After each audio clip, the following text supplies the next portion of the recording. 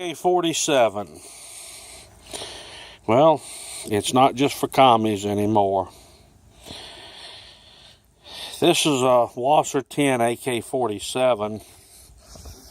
It's supposed to be one of the less expensive variants.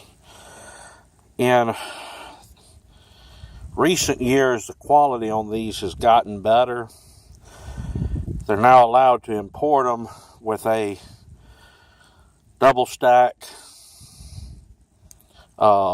magazine cut out. Under the Clinton administration, they were limited to a 10-round magazine, and when they would get over here, they could be converted, and a lot of companies got really sloppy when they did that, and some of these Wassers got known for the magazines being looser than people liked it.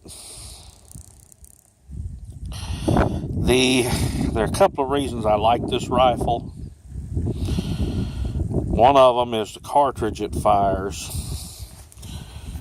This is 7.62 by 39. The bullet diameter is 311. Slightly larger than our 30 caliber, which measures 308. Still has a short case. But to compare it, this is a 22 caliber 223 round for the AR-15. Now, they're both fun to shoot. They're both good rifles for their purpose. But downrange, I'm shooting a 129 grain bullet here, 55 grain bullet here. Yes, I know I can get 62s. I can also hand load up to 80 grains in this. But this was designed to work with a bigger, heavier diameter bullet, which I tend to prefer. And I know things work in a pendulum, and it goes from light bullets at high velocities to heavy bullets at lower velocities, and you catch them in the swing about every 20 years. It goes the same way. But this setup's pretty simple.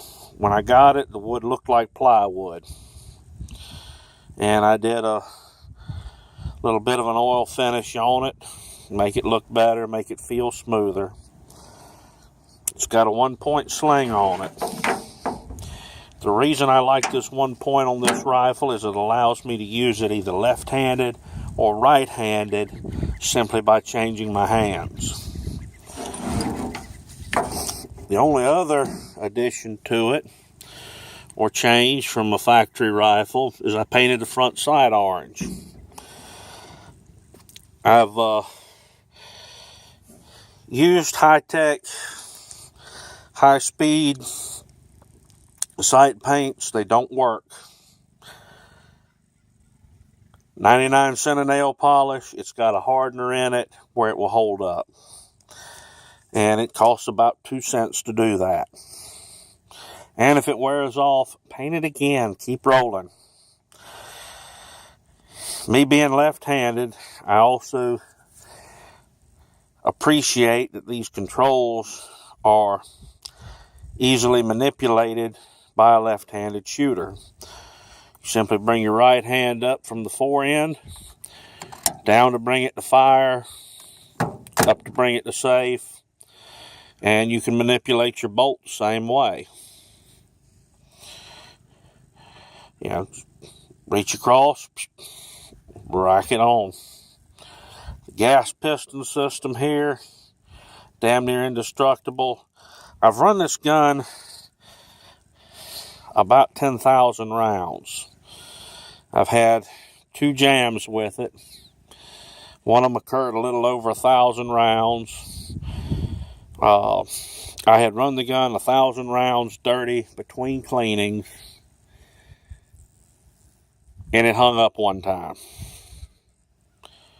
Turned around, did the same thing again. Between 1,000 and 1,100 rounds, yeah, it hung up again. Cleared the jam, went back to firing, didn't miss a beat.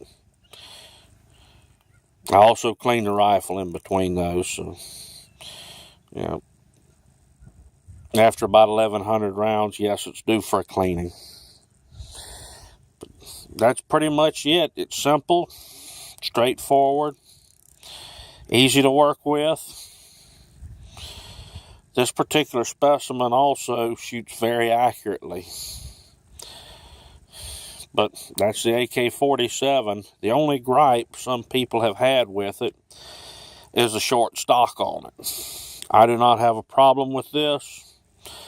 Some other guys who have shot the gun say, man, that stock's just a little too short for me. Okay. Well, if you get one, we'll find you a longer stock to put on it. You can do quite a bit with these things. They're finally catching up with the aftermarket stuff to the AR-15, which is kind of like a Barbie doll for guys.